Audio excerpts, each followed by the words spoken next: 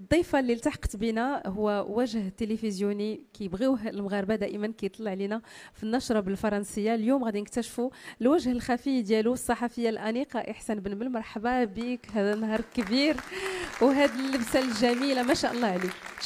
شكرا بزاف، تنشكركم على الاستضافه، وانا فرحانه حيت معكم اليوم الزول في اللون.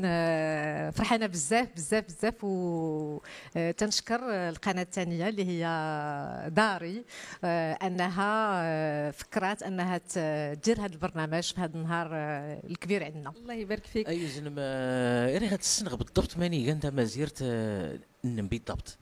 ما زرت شتوكا ايتباها بالضبط حدا بيغرا في واحد البلاصه سميتها الحديت مزال. تبارك الله عليك. تجارتينو. شكرا. لا إحسان، نبغيو نعرفوا شنو هي الأكلات اللي كتبغي تحضريها في هذا